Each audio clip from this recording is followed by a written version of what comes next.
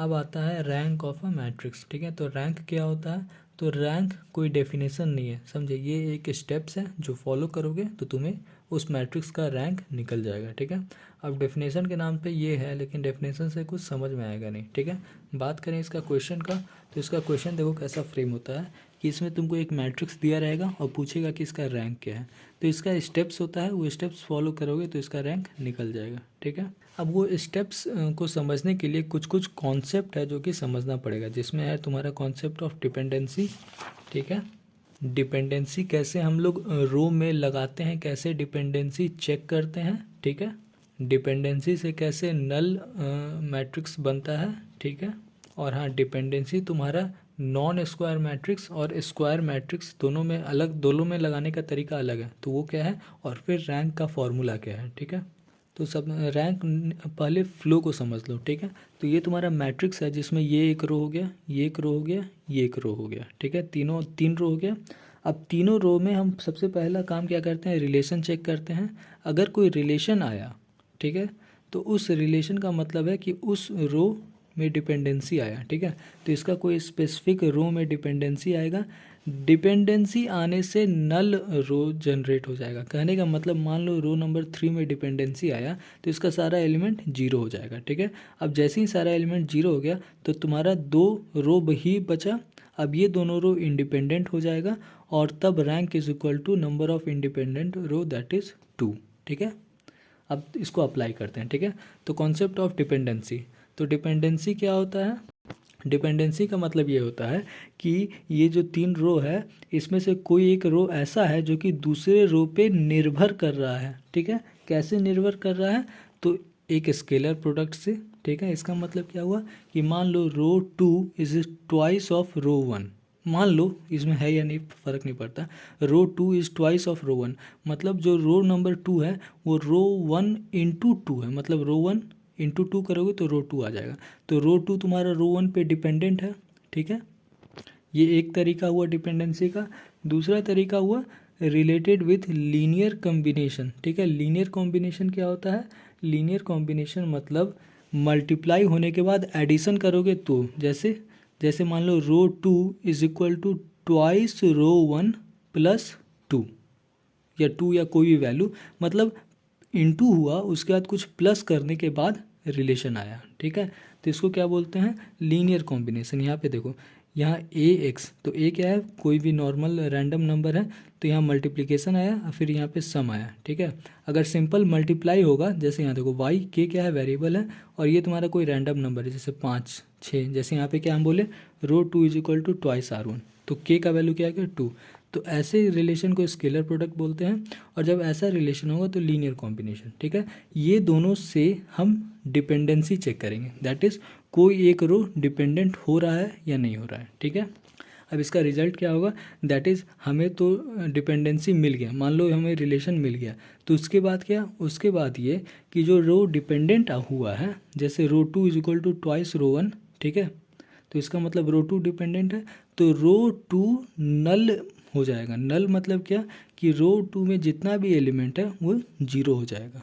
ठीक है, ये मतलब होता है डिपेंडेंसी का। ठीक है, रो 2 तुम्हारा नल हो जाएगा। ठीक है, अब समझो रो 2 मान लो हो गया डिपेंडेंसी, तो देखो तुम्हारा ऐसा रिलेशन आएगा, तो इस रिलेशन में जो इस साइड वाला है वो डिपेंडेंट हो जाता है और इस साइड वाला रो इंडिपेंडेंट हो जाता है। क्यों? क्योंकि देखो ये दोनों आज़ाद है, जबकि ये इस पे निर्भर कर रहा है। ठीक है, ऐसे समझो। अब इसमें मान लो तुम इसको इस साइड लेते आओगे, इसको उस साइड लेते आओगे, तो ये तुम्हारा डिपेंडेंट हो जाएगा, फिर ये उधर चला गया तो ये इंडिपेंडेंट हो जाएगा। मतलब ये बस लेफ़्ट राइट का ही खेला है, समझे। इस साइड जो है वो डिपेंडेंट और इधर जो बड़ा साइड है वो इंडिपेंडेंट। वही चीज़ समझाने के लिए सर ये पेज में समझाया है। ठीक है, ठीक है, तो डिपेंडेंसी वाला तक सब समझ गए, दैट इज़ डिपेंडेंसी होने से तुम्हारा एलिमेंट जीरो हो गया और इंडिपेंड जो बचा हुआ रो हो गया वो इंडिपेंडेंट हो गया। ठीक है, अब रैंक कैसे निकलेगा? तो वो देखो, वो तुम्हारा इस पेज में है। ठीक है, ठीक है, तो देखो इस पेज में जो है इसका कंक्लूज़न मैंने लिख रखा है। ठीक है, कहाँ पे लिख रखा है? यहाँ पे। ठीक है, देखो तुमने डिपेंडेंसी चेक कर लिया, डिपेंडेंसी के बाद दूसरा चीज़ क्या आता है कि तुम्हारा मैट्रिक्स कौन सा है, वो तुम्हारा नॉन स्क्वायर मैट्रिक्स है या स्क्वायर मैट्रिक्स है। ठीक है, जैसे इस क्वेश्चन में देखो ये तुम्हारा रेक्टेंगुलर है मतलब नॉन स्क्वायर हुआ। ठीक है, तो नॉन स्क्वायर मैट्रिक्स का कुछ ऑर्डर होगा A क्रॉस B, जैसे इसका देखो 3x4 है। ठीक है, तो ये जो ऑर्डर है इसमें तुम्हें देखना है कि मिनिमम वैल्यू कौन सा है। जैसे 3x4 में छोटा कौन सा है, 3 छोटा है। ठीक है, तो इस समय रैंक का क्या रैंक का सिंबल होता है ये दिस इंटू ए, ये मतलब मैट्रिक्स ए का रैंक। ठीक है, तो रैंक का फॉर्मूला क्या होगा, दिस इज लोअर और इक्वल टू मिनिमम वैल्यू, मतलब ए बी में छोटा क्या है 3, मतलब रैंक विल लेस देन और इक्वल टू 3। ठीक है, तो अब समझो हमें रैंक नहीं मिला है, हमें रैंक में बस एक हिंट मिला है कि रैंक जो है 3 हो सकता है या 3 से छोटा कोई वैल्यू हो सकता है। ठीक है, अब रैंक निकालेंगे कैसे, तो तुम्हें फाइंड रिलेशन इन रो। ठीक है, तो तुमने जो अभी रिलेशन निकाला ना वो रिलेशन तुम देख लो। ठीक है, रिलेशन निकालो। जैसे मान लो यहाँ पे, जैसे मान लो इस क्वेश्चन का ही सॉल्यूशन का बात करते हैं। ठीक है, जैसे देखो इसका रिलेशन क्या है, twice R1 minus R2 is equal to R3। ठीक है, तो ये रिलेशन आया है। इस रिलेशन में R3 क्या हो गया, डिपेंडेंट, और ये दोनों इंडिपेंडेंट। ठीक है, तो R3 तुम्हारा डिपेंडेंट हो गया, इसका मतलब क्या हुआ कि R3 तुम्हारा नल हो जाएगा, मतलब इसका सारा एलिमेंट 0 हो जाएगा। ठीक है, तो देखो सारा एलिमेंट 0 हो गया। ठीक है, अब हमें क्या करना है, तो अब देखो अब क्या करना है कि डिपेंडेंट वाला नल कर दिए। ठीक है, अब क्या काम है कि अगेन फाइंड द रिलेशन। ठीक है, अब जो नया मैट्रिक्स बना उसमें फिर से रिलेशन देखो। तो देखो यहाँ पे अब चूंकि 2 ही रो है तो इसमें सिर्फ और सिर्फ स्केलर रिलेशन हो सकता है। तो स्केलर रिलेशन देख लो, तो स्केलर रिलेशन है ही नहीं, कहाँ से 6 दूनी 0 इंटू समथिंग तो कुछ होगा, तो मतलब अब रिलेशन है ही नहीं। ठीक है, तो अगेन फाइंड द रिलेशन में अब क्या है, अब हमें रिलेशन नहीं मिल रहा है। ठीक है, इसका मतलब इससे और शॉर्ट हम लोग नहीं कर सकते हैं। ठीक है, तो अब हमें क्या करना है, rank will be equal to number of independent row. ठीक है, तो जो रो बच गया दैट इज़ रो 1 रो 2, तो इंडिपेंडेंट रो कितना हो गया 2, तो रैंक क्या हो जाएगा 2।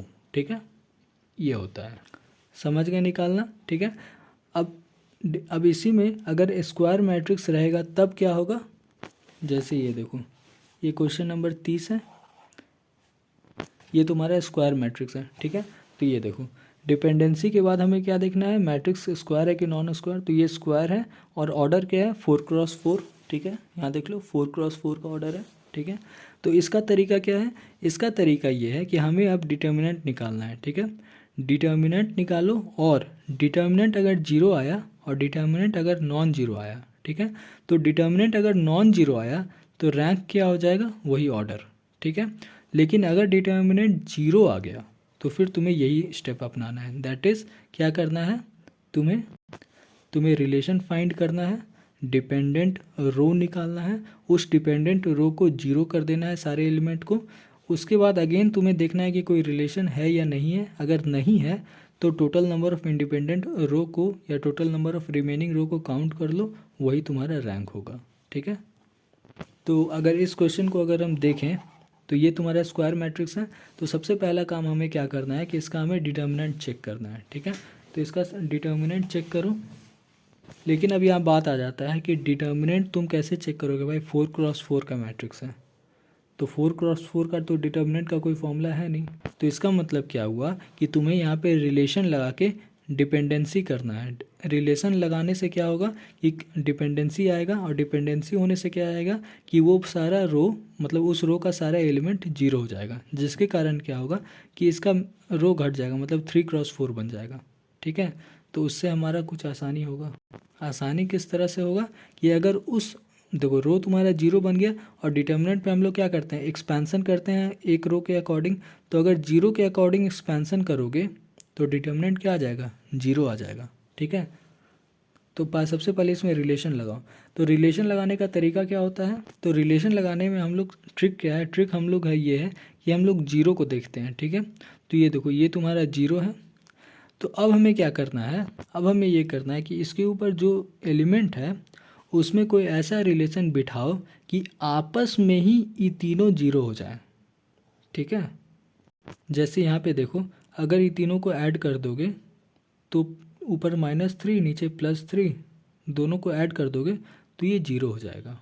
तो इससे हमें क्या मिला, R1 plus R2 plus R3 is equal to R4। अब देखो ये चीज़ हमें सिर्फ इस कॉलम के लिए मिला है, ठीक है, लेकिन तुम ये सब पे भी ट्राई करके देख लो, हो सकता है अगर सही हो गया तो ये रिलेशन तुम्हारा सही हो जाएगा, ठीक है। तो यहाँ पे ट्राई करके देखो, this plus this must be equal to this. तो 4 plus 1 5 plus 6 7 that is -7 is equal to -7। तो इस पर भी सही बैठ गया, इस कॉलम में अप्लाई करते हैं। तो 3 - 1 दैट इज 2, 2 + 1 3, ये भी सही बैठ गया।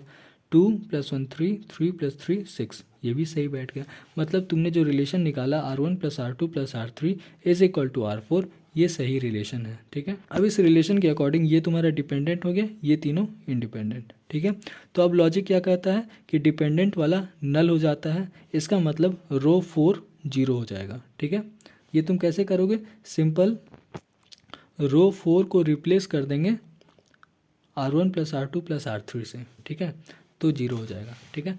तो ये देखो 0 हो गया। अब ये अगर 0 हो गया तो अब तुम इसका अगर डिटर्मिनेंट निकालोगे तो डिटर्मिनेंट में क्या होता है, एक्सपेंशन करते हैं किसी एक रो को पकड़ के। तो मान लो हम ये रो पकड़ के एक्सपेंशन कर दिए, तो भाई इसमें तो सब 0 है, तो डिटर्मिनेंट क्या आएगा, 0 आएगा। और जब डिटर्मिनेंट 0 आ गया तब देखो, तब फॉर्मूला क्या था, स्क्वायर मैट्रिक्स है, डिटर्मिनेंट 0 तो रैंक क्या हो जाता है, ऑर्डर, ठीक है। तो इसका ऑर्डर 4x4 है, तो रैंक इसका 4 हो गया, ठीक है। उसी तरह से ये क्वेश्चन नंबर जो 26 था इससे पहले वाला, उसमें देख लो रिलेशन कैसे निकालते हैं।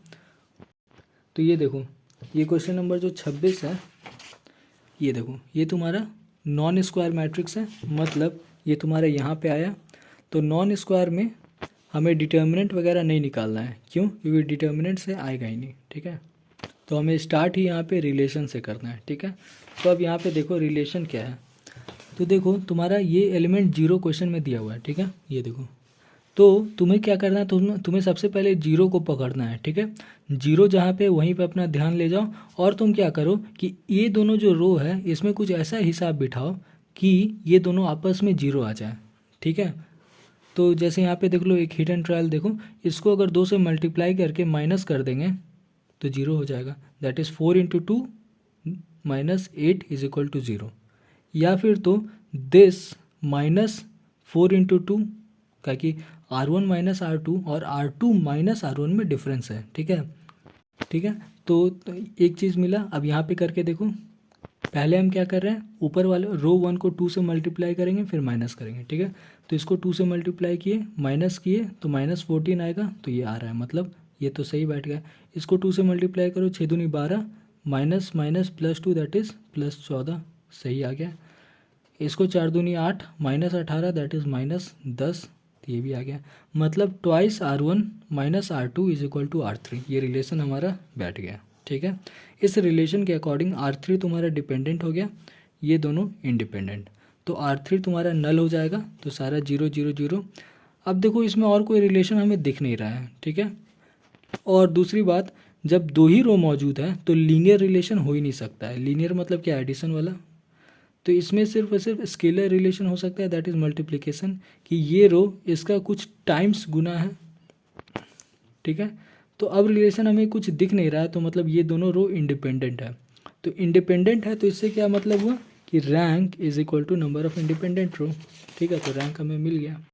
अब इस क्वेश्चन नंबर 30 में एक और तरीका है, दैट इज़ जो तुम्हारा पहला डेफिनेशन था, समझे ना, उसके अकॉर्डिंग। तो डेफिनेशन क्या था कि if the rank of the matrix is said to be R if and only if it has at least one non zero minor of order R, ठीक है। All minor of order higher than R should be vanish. मतलब क्या हुआ कि मतलब ये हुआ कि देखो तुम्हारा ये जो क्वेश्चन है, ये तुम्हारा मैट्रिक्स 4x4 का है, तो तुम्हें एक माइनर लेना है जो कि इससे जस्ट छोटा हो। मतलब ये 4 है तो 3x3 का एक माइनर लेना है, ठीक है। और माइनर क्या होता है, तो बेसिकली इसके अंदर कोई भी 3x3 को उठा लो तो वो माइनर हो जाएगा, ठीक है। जैसे देखो 1 2 3 1 2 3 1 2 3, ये इतना दूर को हम उठा लिए तो ये एक माइनर हो गया। उसी तरह से ये भी एक माइनर हो सकता है, ठीक है, इसको हम उठा लिए, ठीक है। उसी तरह से ये भी एक माइनर हो सकता है, ठीक है। उसी तरह से ये भी एक माइनर हो सकता है, ठीक है। 3x3 का माइनर हम उठा लिए, ठीक है। तो देखो माइनर इतना सारा हम उठा लिए। अब ये देखो ये क्या है, स्क्वायर मैट्रिक्स है। तो स्क्वायर मैट्रिक्स में क्या था, फिर से रूल देख लो। स्क्वायर मैट्रिक्स में तुम्हें डिटर्मिनेंट निकालना है। अगर डिटर्मिनेंट नॉट इक्वल टू 0 आया तो रैंक क्या होता है, उसका ऑर्डर। ठीक है, तो इसका डिटर्मिनेंट निकाल लो। तो डिटर्मिनेंट इसका 21 आया, इधर निकाले तो 55 आया, इधर निकाले तो 3 आया। मतलब तीनों में नॉट इक्वल टू 0, मतलब तीनों क्या हमें दे रहा है कि इसका रैंक 3 होगा, इसका रैंक 3 होगा, इसका रैंक 3 होगा। ठीक है, तो माइनर वाले मतलब इस डेफिनेशन से भी तुम रैंक निकाल सकते हो। अब यहाँ पे कुछ एक्स्ट्रा नोट्स याद रख लेना, दैट इज़ जितना इंडिपेंडेंट रो होता है उतना ही इंडिपेंडेंट कॉलम भी होता है। ठीक है, ये एक लॉ है। ठीक है, तो इस लॉ का इफ़ेक्ट क्या है, इस लॉ का कंक्लूज़न क्या है, कंक्लूज़न ये है कि हमेशा तुम रो में ही रिलेशन देखना। ठीक है, कॉलम में भी रिलेशन देख सकते हो, कोई बुराई नहीं है। ठीक है, लेकिन कॉलम से कभी कभार गलत आ सकता है। ठीक है, रो में रिलेशन देखो, रो में हमेशा सही आएगा। ठीक है, मतलब ये डिपेंडेंसी, नलिटी, ये सब जो है कॉलम में भी एग्जिस्ट करता है, लेकिन रो में ही हमेशा देखना। ठीक है, और जितना इंडिपेंडेंट रो होता है उतना ही इंडिपेंडेंट कॉलम भी होता है। ठीक है, मतलब जितना नंबर ऑफ़ इंडिपेंडेंट रो आएगा उतना ही नंबर ऑफ़ इंडिपेंडेंट कॉलम होगा।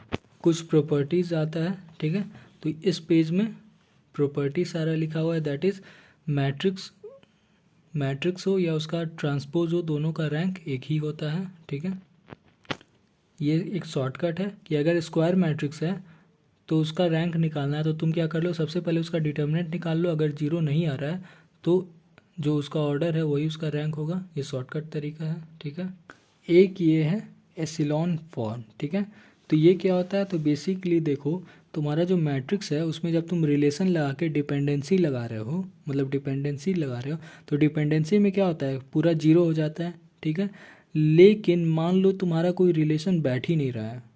ठीक है, तो उस कंडीशन में तुम पूरे रो को 0 नहीं कर सकते हो। तो उस कंडीशन में तुम क्या करोगे, एक एक एलिमेंट को 0 करोगे। ठीक है, क्यों करोगे, सो दैट तुम्हारा एम होना चाहिए कि मैक्सिमम 0 हम कर सकें। ठीक है, तो कोई भी रैंडम रिलेशन लगाते जाओ और 0 को, मतलब एलिमेंट को 0 करते जाओ। ठीक है, और फाइनली जितना तुम 0 कर सके उसके बाद तुम मैट्रिक्स को स्टडी करो।